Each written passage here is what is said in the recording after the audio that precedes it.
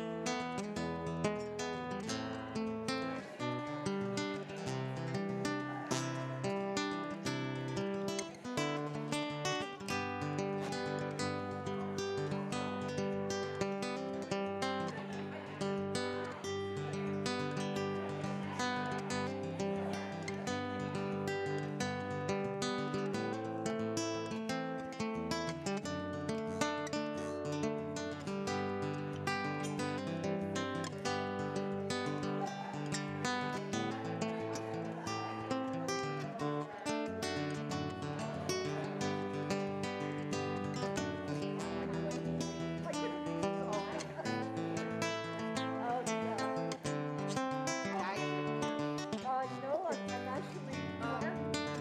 I'm going out. Okay.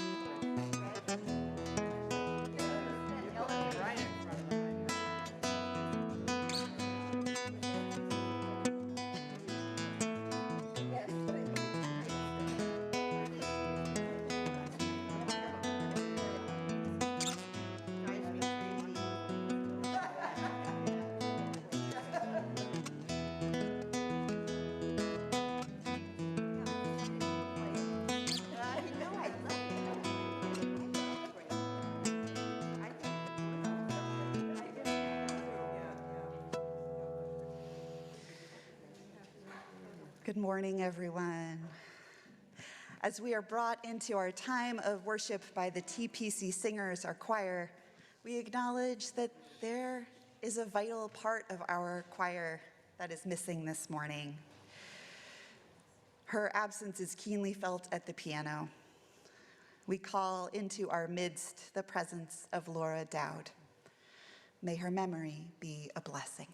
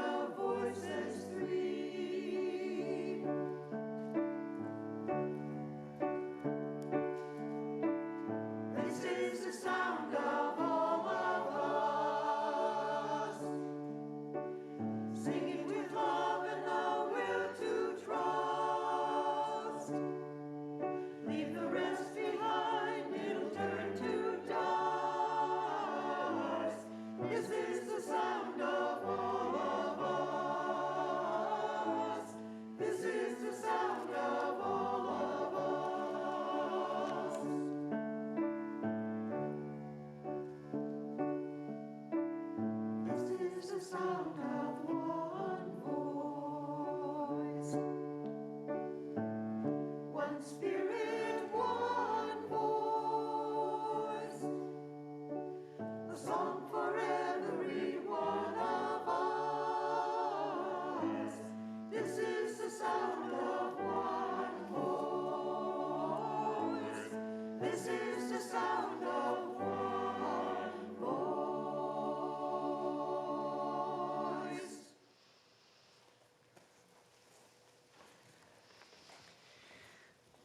And Jen is in our bell tower, ready to ring us into worship. Yeah, we'll be able to hear you in the sanctuary. Just go ahead.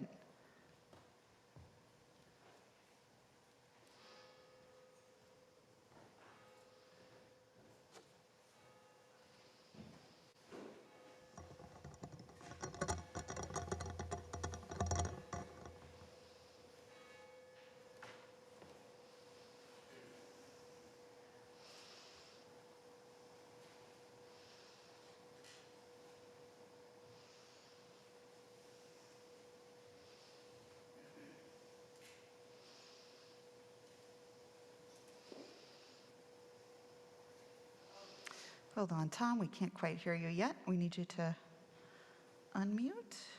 Let me There make we sure go. there you are. Okay. Good morning. Good morning and welcome to our Sunday morning worship service at Theater Parker Church. My name is Tom Keitel and I've been a member of the Music and Worship Committee for about 8 or 9 years. Welcome to our beloved sanctuary, where we are delighted to welcome folks back into the pews for the first time in 2022. And we're delighted to be sharing our service via Zoom, able to stay connected across the distance. Many thanks to all those who are participating to make this service possible, and to Sarah Saperstein, who is our Zoom usher. We're still fine-tuning our new audio-visual setup, so we hope you'll join us in the spirit of grace and good humor if we hit any snags. Those of you who are here in person, we ask you to keep your mask on at all times while indoors and to stick to humming into your mask during the hymns. Worship leaders may take off their masks at the mic when distanced from others, depending on their own comfort level. As we begin our service today, we want to acknowledge that our church was built on ancestral, unceded land of the Massachusetts people.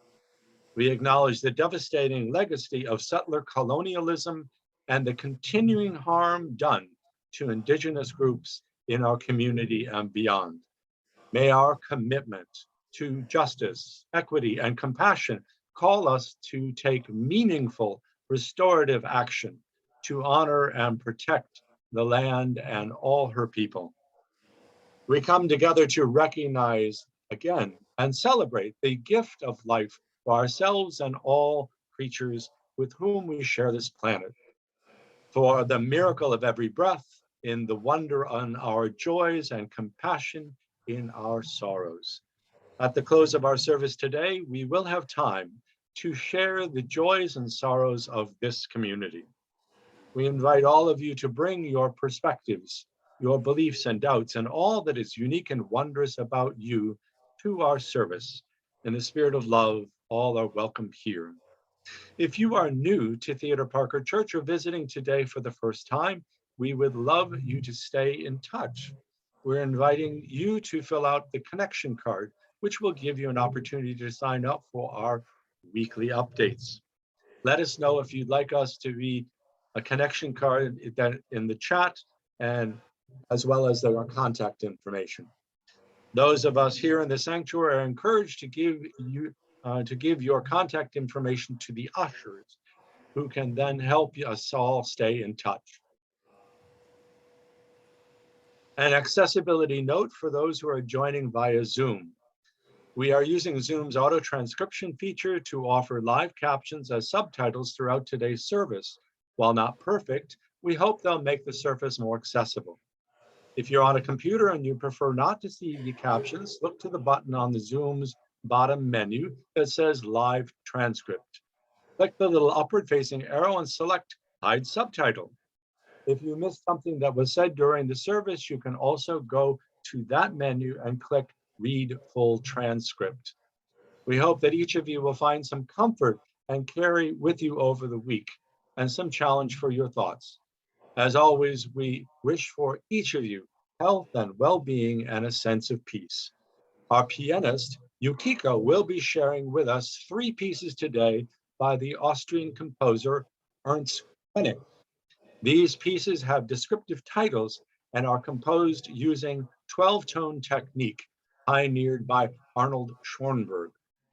As Yukiko brings us into worship with Dancing Toys from Koenig's 12 short piano pieces, we bid you welcome.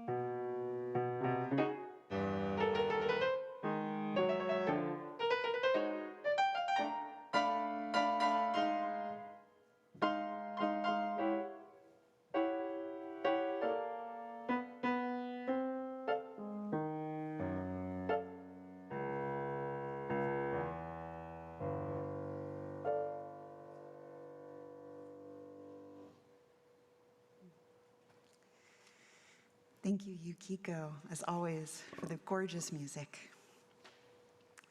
Good morning again. I'm delighted to see so many of you in the pews and on Zoom. We have a beautiful crowd here today. This Sunday is Stewardship Sunday. You'll hear a lot about that today. I want to thank the Stewardship team, who you'll be hearing from throughout the service. And in this month, where our theme is the idea of renewing faith, I think this is a beautiful example of what it means to be people of faith, to be committed to this community together. To that end, I share these opening words from Reverend Leslie Takahashi. To worship means to consider that which has worth. Today, we consider with gratitude the many gifts of this community. The opportunity to be affirmed in who we are and to offer that affirmation to others. The chance to rise up together to help remake the world in the ideal of justice. The freedom to choose one's own path to truth and to learn from the travelogues of others. The space to expand one's own spirit and to reconnect after busy or humdrum weeks with the sustaining truths of one's life. Regular reminders that we must see our world through the lens of love. And the aspiration to consider all life as precious, for if all of it is made of stardust, how can it not be wondrous? So this morning, let's welcome all of these gifts with gratitude, for they have been paid for with many currencies. The blood of martyrs who died so that we can be free in our religion. The sweat of those who persisted in justice's name against hostility and adversity. The tears of those who struggled to build better lives for those in this life. The questions of our children as they understand the world anew and offer their understanding to us as a fresh lens. the laughter and joy of those giddy with the embrace of community, the dollars and cents of those who gave what they could and then stretched a little more, the infinite small acts of service that make the parts greater than the whole, done by those who knew themselves in sympathy with our purposes. So today, we consider with gratitude and humility what it means to pay forward what has been paid forward for us. And now, with all of this, let us enter into worship with gladness in our hearts. Our opening hymn this morning is "We Laugh, We Cry," written by beloved Unitarian Universalist musician Shelley Jackson Denham. Shelley served for many years as the director of worship at the Mountain UU Retreat Center in Highlands, North Carolina, and several of her hymns are included in our gray hymnal. Shelley passed away suddenly in 2013, but her legacy lives on with hymns that celebrate building beloved community. So let us join now in song, in humming. Those online, I hope you'll sing extra robustly to enhance the overall energy of singing. Thank you to Michael for leading us.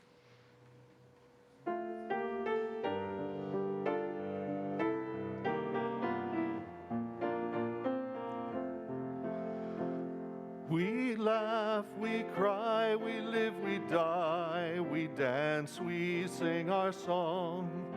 We need to feel there's something here to which we can belong. We need to feel the freedom just to have some time alone. But most of all, we need close friends we can call our very own. And we believe in life and in the strength of love. And we have found a need to be together.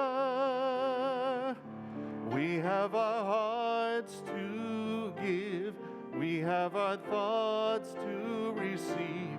And we believe that sharing is an answer.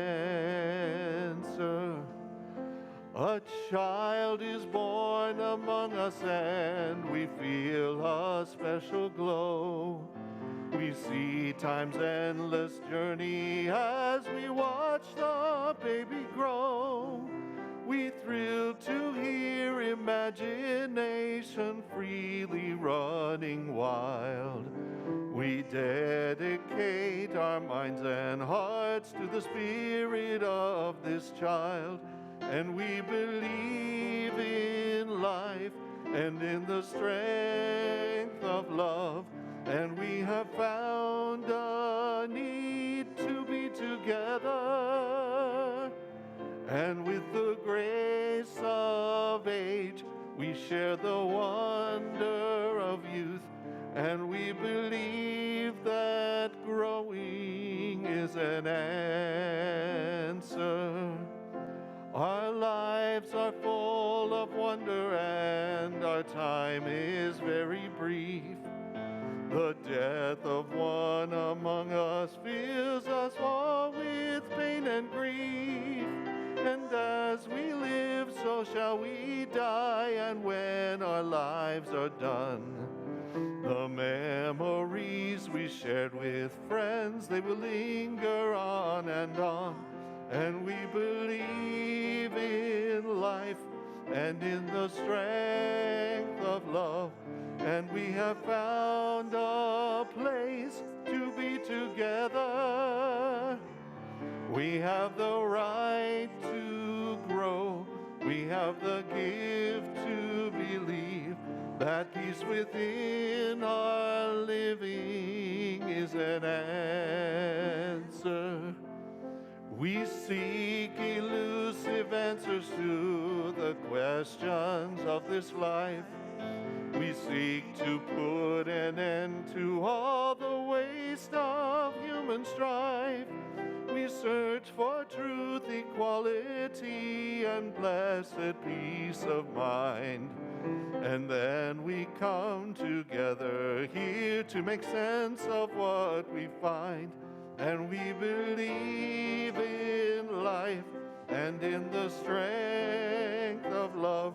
And we have found our joy being together. And in our search for peace, maybe we'll finally see even to question truly is an answer.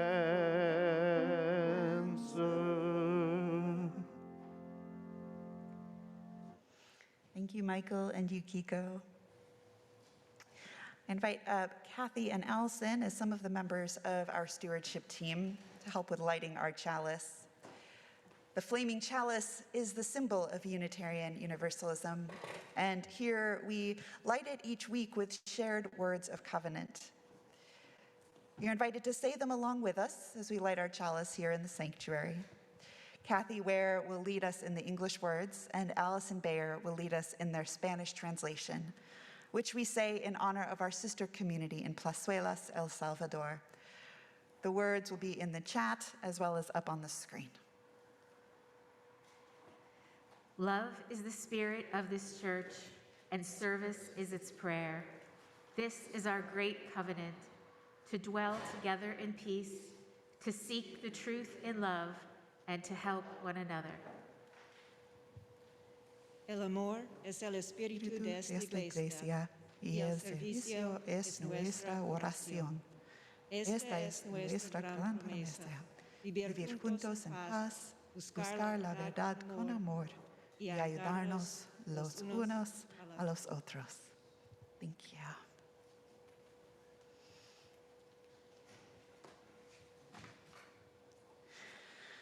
Now, Rose has a story for all ages, but also a lovely introduction to make for us. Thank you.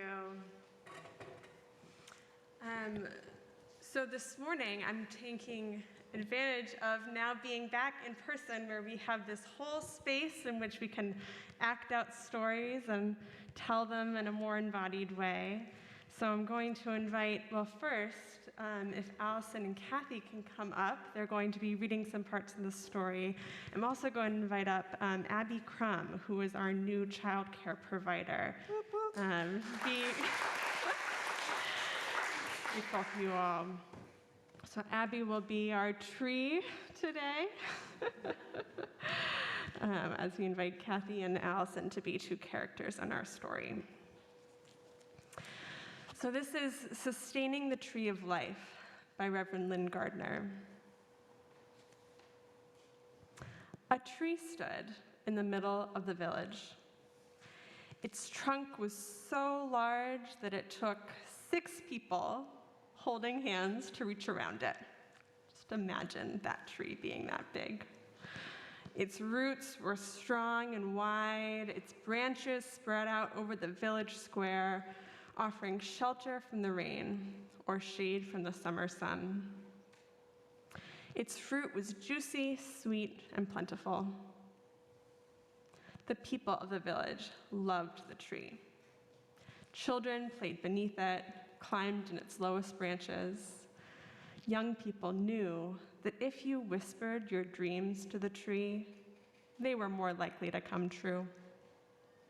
People who proclaimed their love or friendship for one another beneath its branches found their relationships to be flourishing, and elders discovered that their sweetest dreams could be counted on, sweetest memories could be counted on when they were near the great tree. The tree had been witness to so much, and when the breezes blew through the leaves, one could hear echoes of generations, laughter, conversations, dreams, prayers, and songs. Animals loved the tree too. Rabbits lived in burrows under the roots. Squirrels and monkeys lived in branches, and bats and birds flew in to eat the abundant fruit. The tree seemed to buzz with life. One day, a traveling merchant arrived in the village. He rested in the shade and ate 2 pieces of delicious fruit. The merchant said, This fruit is incredible. I would like to have some to sell in the next villages that I visit. Who owns this tree? A nearby villager heard the merchant and replied, No one owns this tree. If anything, we belong to it. The merchant was surprised by the villager's words, but undeterred, he said, Well then, if no one owns the tree, then no one will mind if I pick the fruit. The merchant began to fill his basket with the tree's beautiful fresh fruit. The villager was shocked and said, I mind, and today I am the keeper of the tree. And what do you mean, the keeper of the tree? We each take turn being here with the tree. We could never own it. We are here as protectors, as sustainers.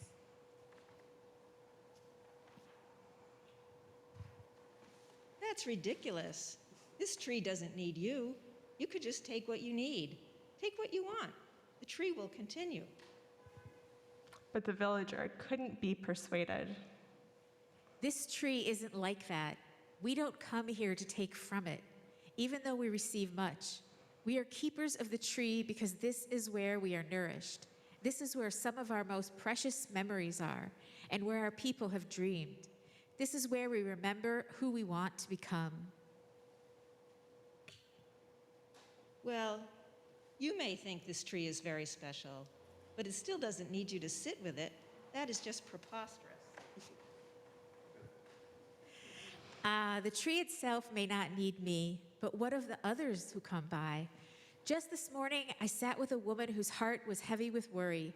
Had I not been here, she would have had to carry that weight alone. And this afternoon, a tired couple came by, and they rested with me. They said they had been looking for a place like this. And then an elder came by, and we watched the birds in the branches together. And now here you are. You were confused about what this tree is and how to be with it. Imagine if you had arrived and not found anyone here to talk with. You might have continued thinking that everything you do is all about you. Luckily for you, my friend, I'm here to let you know that when you care for the tree of life, it becomes about so much more than just you. And the merchant sat for a while in the shade, thinking about these ideas that felt new and a little challenging. As the sun went down, he picked his bag and headed out of town, whistling a song that he hadn't thought of in years. On his way, he shared a smile with each person he met, his heart feeling strangely light and joyful. And the people of the village, they continued to sustain the tree of life, to care for one another and to share their gifts with grace and gratitude. May it be so for each of us. Thank you so much for our helpers in this story.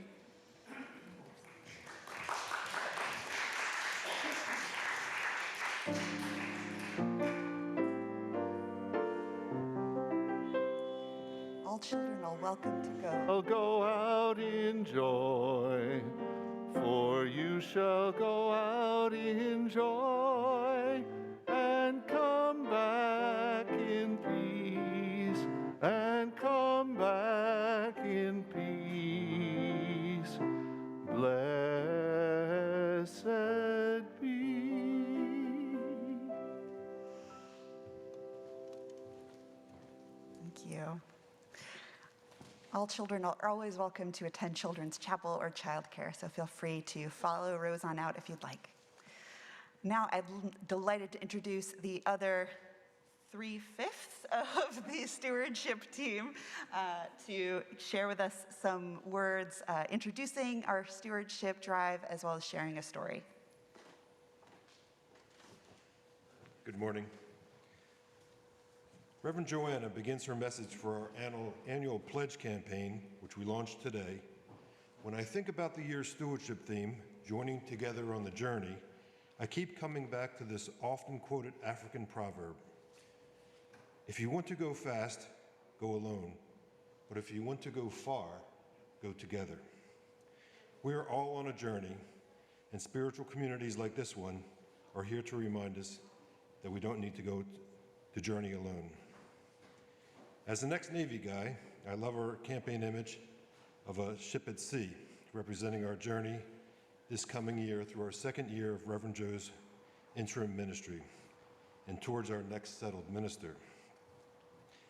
The pledge drive funds more than 70% of the operating budget to carry us on the journey, providing fair compensation for our phenomenal staff, funding our programming, caring for our buildings and grounds, buying supplies, tuning the piano, and this year, funding our search for our next minister.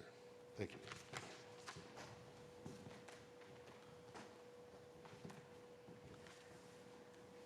The Standing Committee and Stewardship Team have set two campaign goals actually, of $225,000 in dollars and 84 pledges.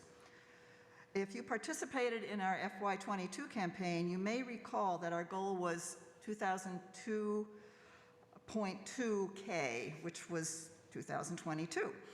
Admittedly, that felt like a stretch. Yet we exceeded that goal by more than $13,000. So yes, with your continued incredible generosity, we absolutely can reach our dollar goal.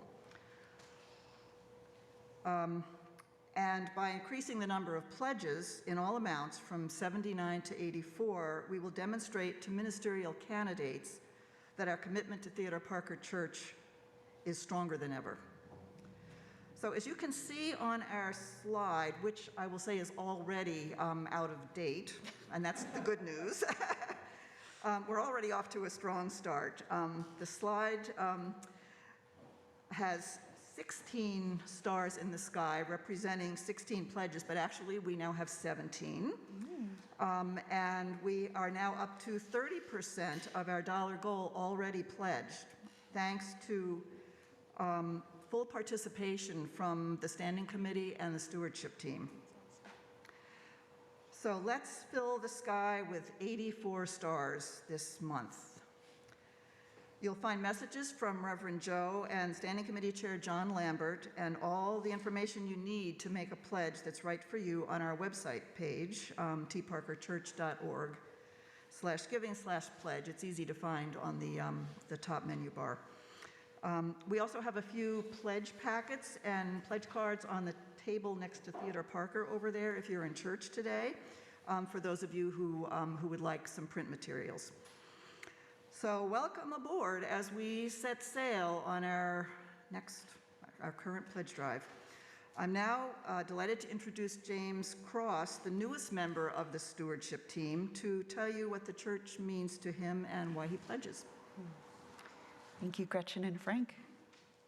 Come on up, James.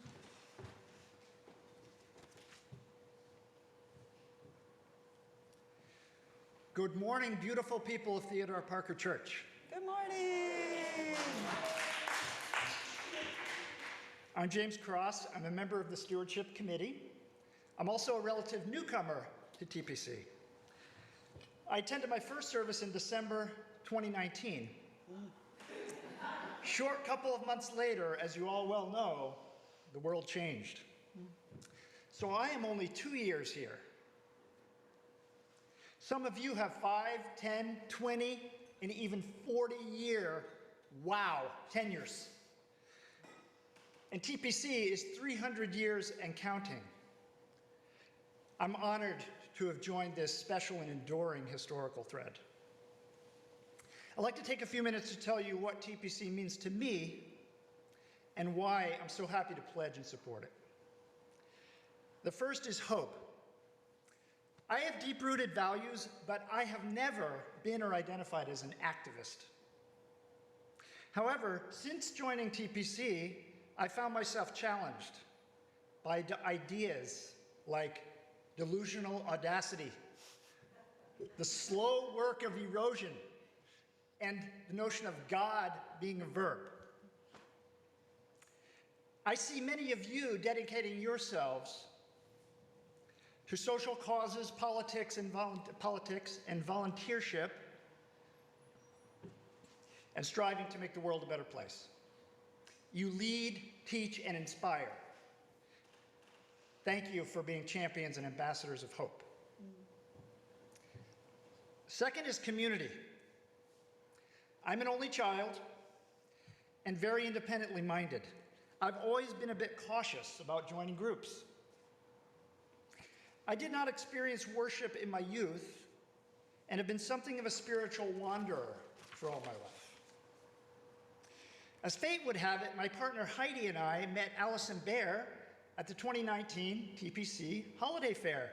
It was that chance encounter that opened a door, drew me in, and leads me to be here in front of you today.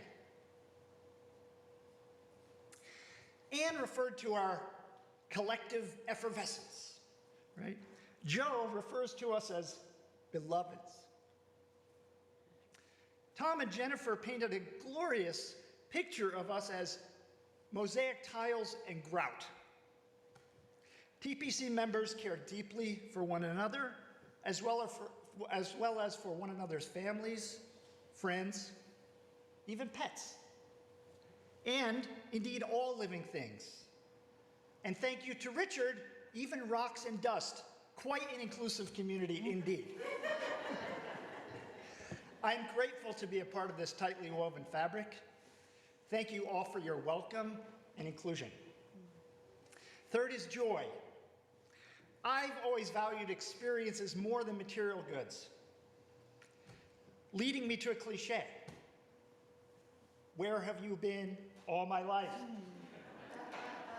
Our sanctuaries, both physical and digital, invite my presence. Our music, from Yukiko's Chopin to Michael's rendition of True Colors, from the choir singing We Gather Together, to Jen's intentioned bell ringing, right, enliven my spirit. The gifts of wisdom and insight bestowed upon us by our guides, Joe and Rose, warm my heart. Stories about 3-foot-long chopsticks, narwhal unicorns, and clay-shrouded Buddhas bring me to tears, really. TPC services are a unique buffet of inspiration, sensory enchantment, and cerebral delights. Every week, I arrive with empty pockets and come out laden with gold nuggets. We are all blessed to share this uplifting and these truly divine experiences. In summary, Robert Frost said, he said a lot of things, don't be an agnostic, be something. It's taken me a while, but I'm finally making progress on that charge, and I'm elated to have found a spiritual home here. I'd like to acknowledge the encouragement of my family in my quest, my partner Heidi, my mother Marianne, and my children Cameron, Zachary, Avery, and Zoe. TPC is a bountiful wellspring of hope, community, and joy. So it's my pleasure and privilege to pledge and to be a steward.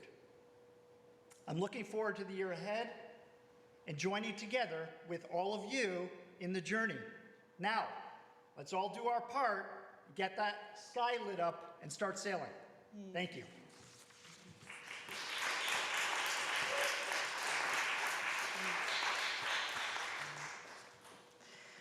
Whew. James, if I wasn't already here, I'd want to join that church. Thank you.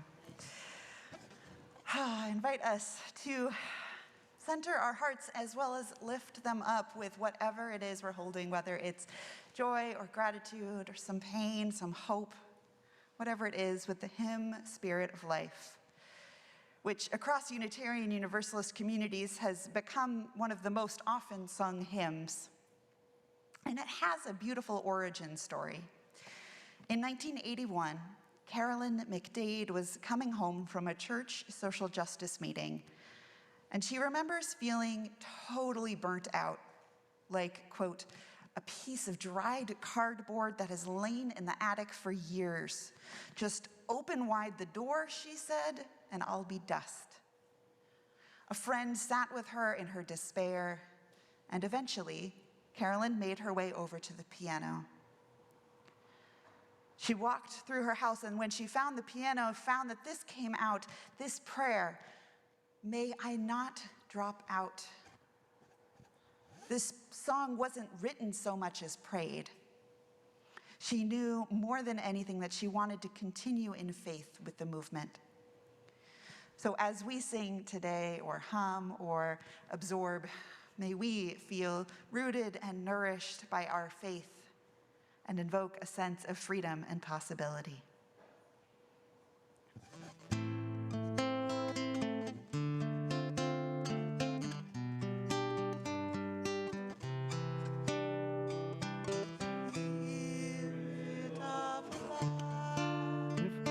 Come unto me, sing in my heart all the stirrings of compassion. Blow in the wind, rise in the sea, move in the hand, giving life the shape of justice. Roots hold me close, wings set me free. Spirit of life, come to me, come to me. Let's sing it again.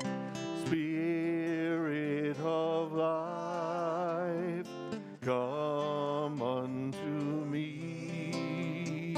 Sing in my heart all the stirrings of compassion. Blow in the wind, rise in the sea, move in the hand, giving life the shape of justice. Roads hold me close, wings set me free. Spirit of life, come to me, come to me.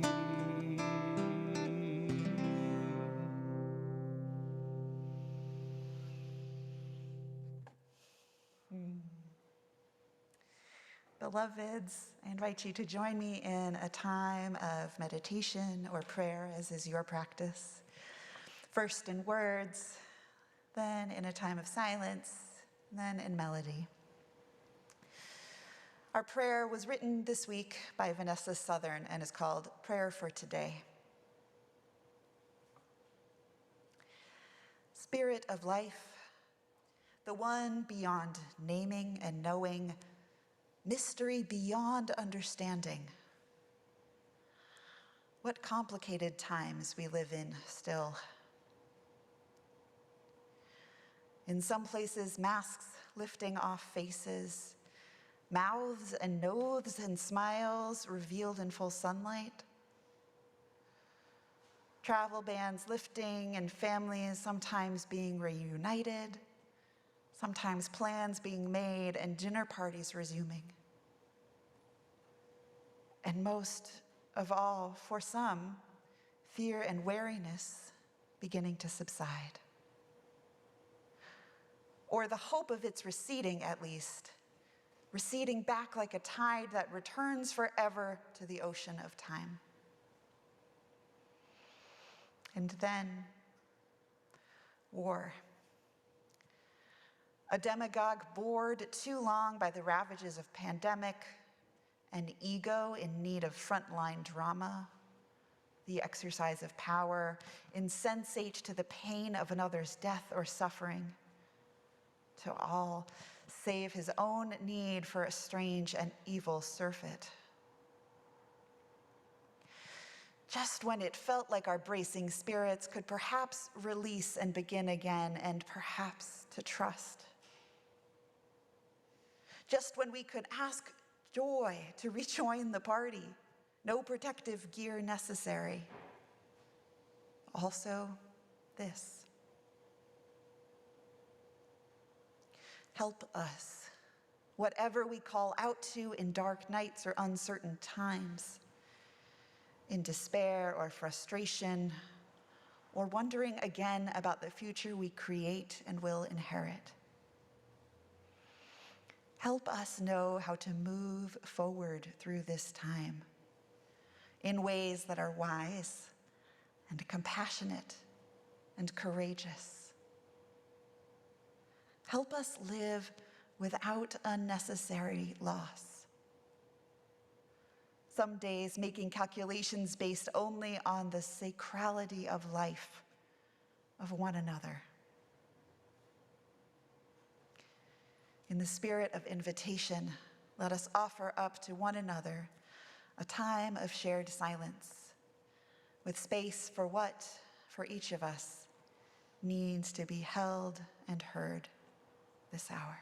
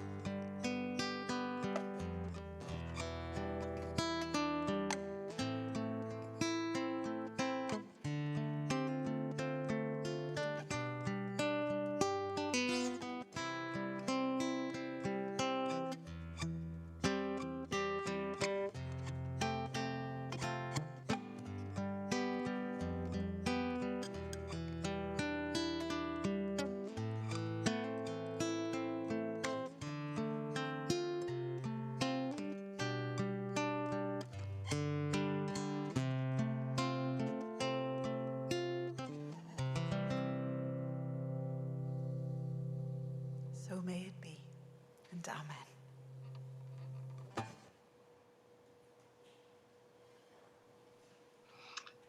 Even as we consider the gifts we will pledge to support the congregation in the next year, we still pause to take a collection in gratitude for all that this church offers us today.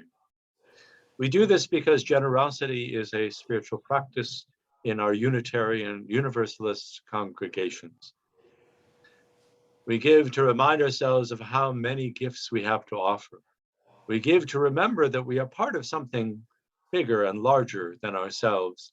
We give because we believe in music and in sacred space. We give with the faith that together we have enough. Links to donate will be in the chat, or you can take a meditative moment, writing out a check and sending it to the church after the service. Ushers will be coming around in the sanctuary to collect an offering from those in the pews who wish to donate something more tangible. As Yukiko shares with us, Ernest Koenig's Bells in the Fog, an offering to sustain this congregation of memory and hope, will gratefully be received. Thank you.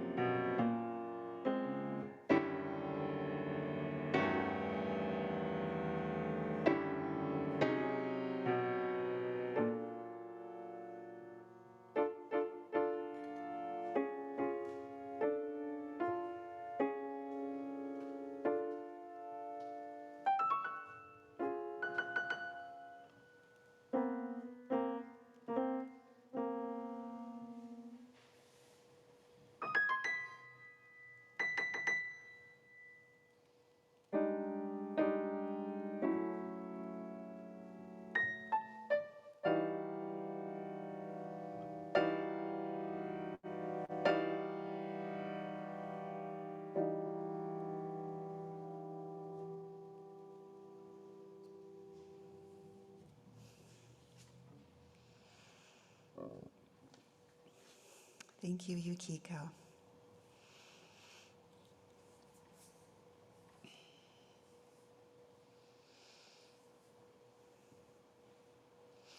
Just waiting.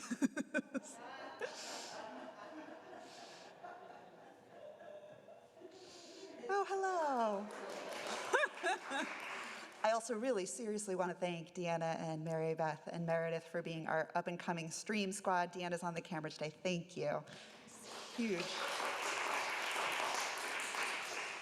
Thank you. All right, let me tell you a story inspired by my colleague, Reverend Allison Palm, who serves our congregation in Nashua. An interim minister comes to a congregation. This church has been around for a couple of centuries now, and it's always gotten by just fine. They have a lovely building that takes some work to keep up, but it serves its purpose. They've generally had ministers and staff that they like well enough. They pay them decently, but nothing outrageous. There are a lot of talented people in the congregation, so they don't often need to pay for things. The church makes do with the furniture and supplies they've been using for years and tries not to pay for guest preachers or musicians too often. And when the stewardship season comes around, most folks give the same as they did last year. Every so often, folks will give a little bit more for a special project, but only when they know exactly what the money will be used for. And when budget times comes, they often end up settling for the budget that will balance, but doesn't include the increases they might have hoped for.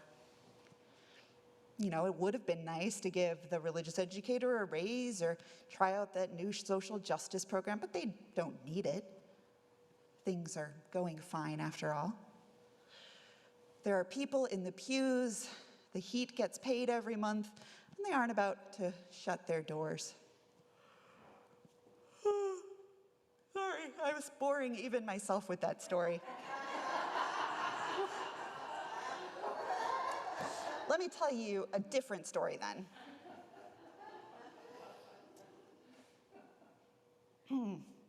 An interim minister comes to a congregation.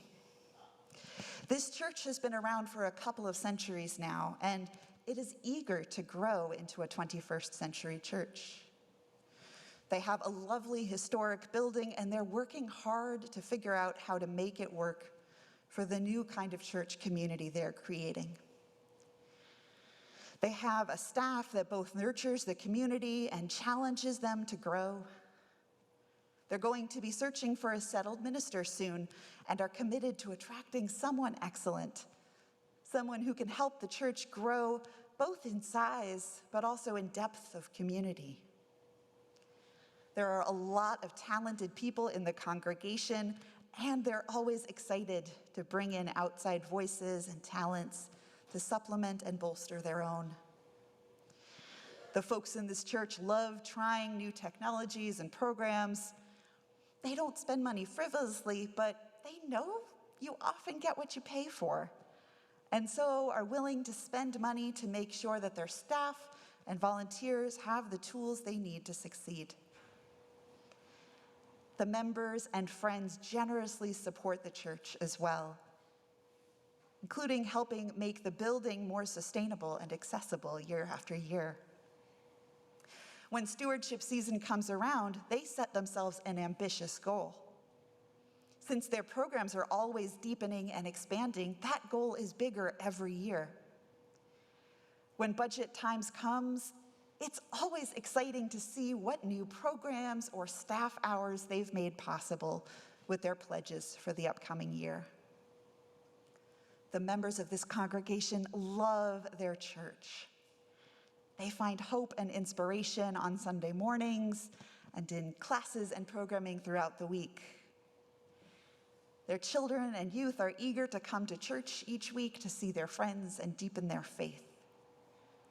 They love that there are new faces in the pews and online at church events and are eager to spread the love that they have found in their church out into the world. Now I have to ask, which church do you think we are? And which are we poised to become? In my mind, we always have the potential to be both. We have the power to choose which story we want to live into, which journey we want to be on together. I appreciate the question that Reverend Robert Latham asks, saying, given the choice between an uninspiring mode of maintenance or an inspiring mode of challenge and growth, into which congregation would I prefer to invest my life and resources? When I started at Theodore Parker Church this past August, I came into a church where things were going well. Nothing was terribly distressing, nothing was on fire, thank God, no major crises, except for the notable global pandemic, but that was a crisis everywhere. And y'all were tending to each other and to the community well in its wake. You had been doing really great ministry with Reverend Ann. And in part, thanks to last year's stewardship drive being the most successful in recent memory, you were able to hire me as a full-time minister, the first time you've had a full-time minister since, we think, at least the 70s. To me, somebody coming in new, I didn't see a congregation that was in maintenance mode, let alone one treading water trying to stay safely afloat. And so far this year, as you've told me what this congregation means to you, shown me how you give of yourself to nurture this community, and have started to share your dreams for its future, I have seen people who are inspired to see what could be possible. So this is the question that we will be asking over and over during this time of interim ministry. What church are we poised to become? I gotta say, I have been so impressed with the stewardship team, with their thoughtfulness and courage and creativity. I'll share a little behind the scenes moment that really struck with me, nothing incriminating, I promise. So in conversations, we loved the image of being explorers and travelers together, steering by starlight. And as we were brainstorming different names for this year's theme around that idea, we almost ended up going with charting our course together. It's not bad. I voted for it. But folks on the stewardship team so insightfully pointed out that that puts the emphasis on having a set destination and planning precise navigation to get us from point A to point B. But the reality is that we come together to be together on life's journey, not knowing where life will take us. The upheaval of this global pandemic has certainly been a reminder that the future is always uncertain. But for more than 300 years, this congregation has been a place for people to find companionship and support, both through their own lives, ups and downs, and in the face of the larger forces of history.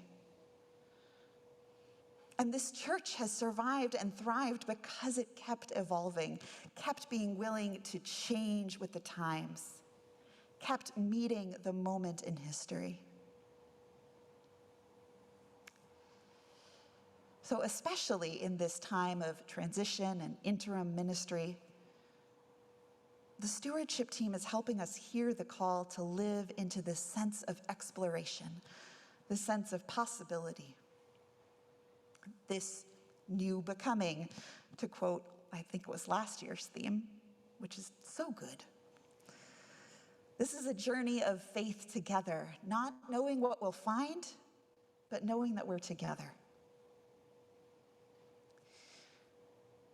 To lift up the words of Reverend Megan Foley, when we believe that we are supposed to be more even when we aren't sure what the road to it will be like, that's how we show that we are a people of faith. So not charting our course, but joining together on the journey. I want us to be sailing together on the good ship Possibility, because this is the call to possibility, to emergent change.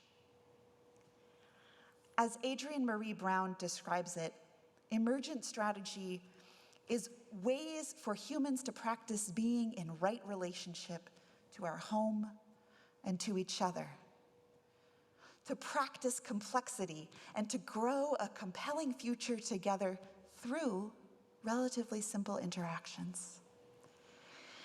Emergent strategy is how we intentionally change in ways that grow our capacity to embody the just and liberated world that we long for.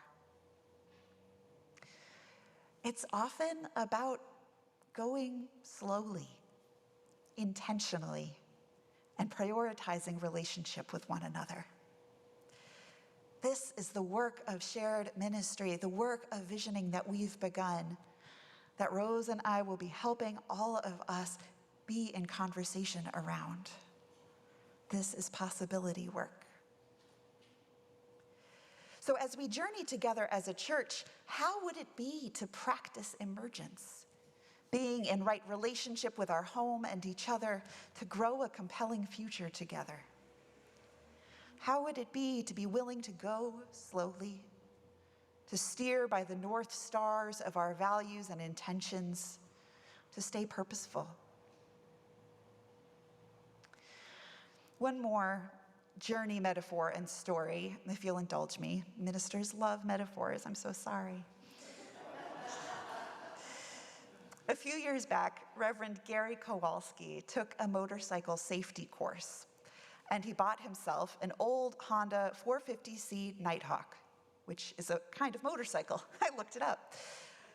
Riding a motorcycle, Reverend Gary says, is very different from driving a car and not all that much like riding a bicycle. Rounding corners requires something called counter-steering, which is just as counterintuitive as it sounds. But the trickiest maneuver involves the eyes. Instead of looking at what's right ahead of you, you have to look far ahead, down the road to where you want to be. Focus your attention on the obstacle immediately in your path, a pothole, for instance, if we're driving around here, and the bike virtually steers itself into harm's way. But look beyond the danger, toward the next curve in the road, and the motorcycle again almost magically directs itself to the place that you want to go. Reverend Gary continues, there's obviously a lesson here for congregations. Highlight your problems, a budget deficit, an aging infrastructure, dwindling membership, whatever it is, and the organization fixates on what's wrong. Envision your mission, your dreams and your hopes for what you might become. And the church begins to direct its energies in the direction that imagination points. Change is inevitable, but positive change takes foresight. The trick to navigation, whether in a church or on a bike, is to visualize your future and then trust that forward-looking impulse. My riding course, Gary says, taught me that staying loose on the seat with a relaxed grip on the handlebars is the surest way to avoid unpleasant bumps and mishaps. They're both inherently risky enterprises, both faith and cycling, but they also promise adventure, learning new skills, and discovering unexplored territory. The occasional tumble is expected, Reverend Gary concludes, but the point is to climb back into the saddle, stay safe, and above all, have fun with it. Just remember to lean into the curves and you'll keep the rubber side down.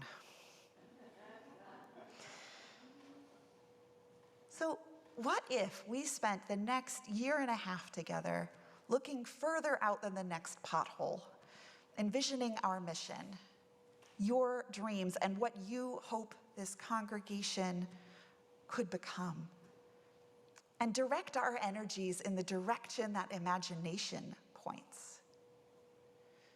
Does it feel exciting to join together on that journey?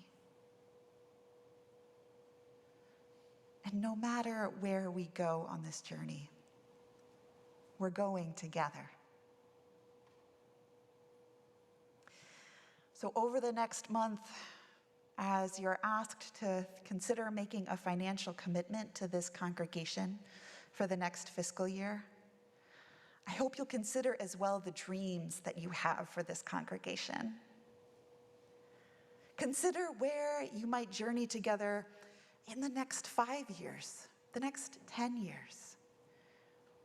Don't limit your dreams. Dream big. Embrace the possibilities of this moment in time, of this community, of this time of possibility. Embrace the excitement of moving forward into a whole new kind of church.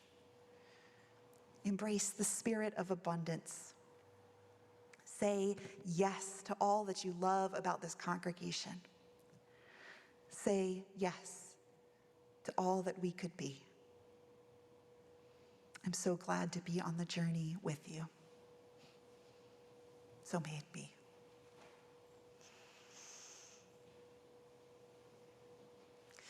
In that spirit, I invite our choir back up here to help us sing our closing hymn, which is "Come and Go With Me to That Land." This hymn was first recorded in 1930 as a traditional gospel blues song by the musician known as Blind Willie Johnson, though it might date back earlier to the time of enslavement. Its message of joining together on the journey toward a better future, though, is timeless. So as the choir leads us, let's join together. Come and go with me to that land.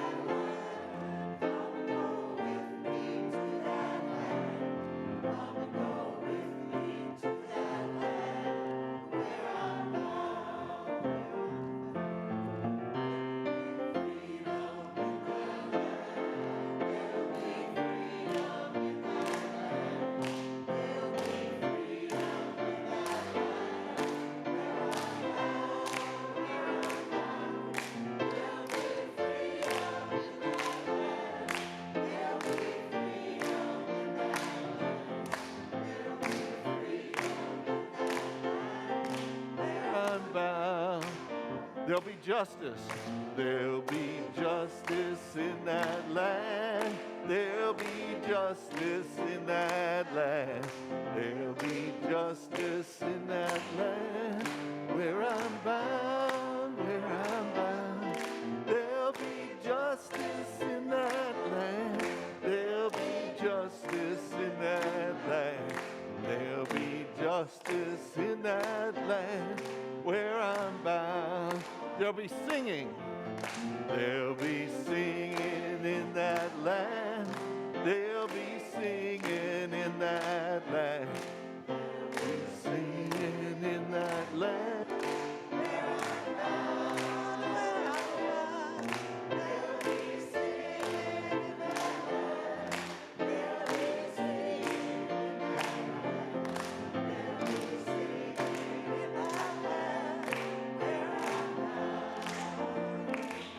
that land.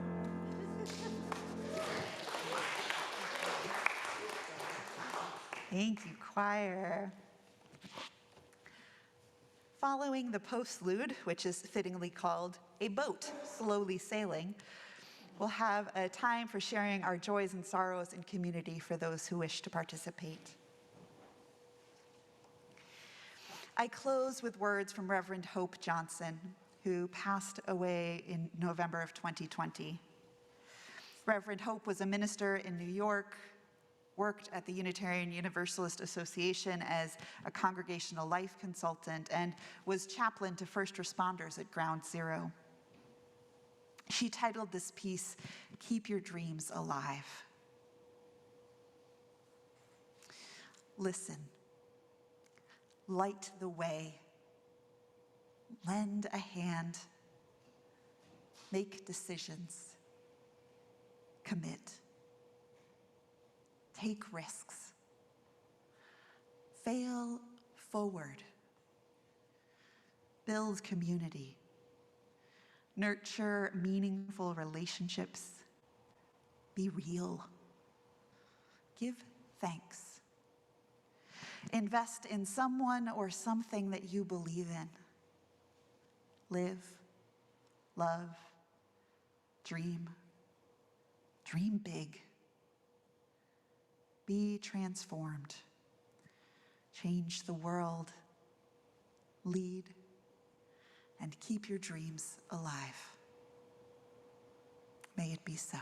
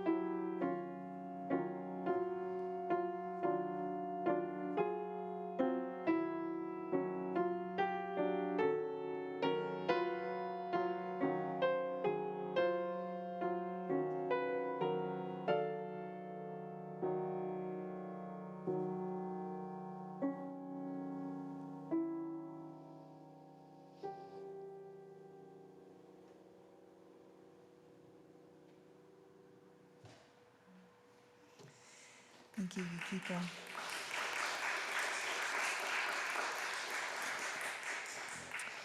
So a few announcements before we move into our time of joys and sorrows. And Rose, if you could come and get us set up with a mic, that'd be great. So happening today at 1 p.m., the Racial Justice Task Force and Widening the Circle Task Force is hosting a conversation on restoration and reparations. That's happening on Zoom. The links are on the website, now in the chat, as well as in the newsletter. The whole congregation is invited to participate, and you don't need to have done any pre-work to attend. I'm really looking forward to it. So I encourage folks to come to that 1 p.m. today. Next week, you are in for a treat. Matt Meyer, UU troubadour, musician, and worship leader, will be coming to lead worship here next week. It's going to be fantastic. Music and word will be shared. So please come and enjoy. And this coming week, our congregational administrator, Elisa Halliday, will be going out on parental leave. She and her wife, Taylor, are expecting a baby any moment now, and we'll be welcoming back Sheila McKnight to be covering the office in the meantime. So it's going to be wonderful. Sheila will be in the office on Mondays and Thursdays if you need assistance. If you wanted to send cards or anything like that to Elisa, you can send them to the office. I'll send them to her in one big bunch. Prayers ascending to the universe that all goes well for them. Finally, tomorrow night, tomorrow's Monday, tomorrow night, there will be the world premiere of the piece that Theodore Parker Church commissioned that Yukiko has been helping to pull together. Tomorrow night, 7:30 p.m. at New England Conservatory. I think it's going to be amazing, and we'll get to hear it here as well, premiered in this sanctuary in the fall. So if you just can't wait and you're excited to go see live music again, I could understand that. Go check it out Monday evening, New England Conservatory. The link for that. An amazing thing to be a part of a congregation that prioritizes new composers and modern music. So that's really wonderful. So thank you. All right, I believe that is it for the main announcements. Whew. So with that, we know that any time we gather, we have joys and sorrows, hopes and prayers on our hearts. Regardless of the joy, regardless of the hardship, we're here together. So this is the first time we're getting to try this out in community, both online and in the pews. So what we're going to try doing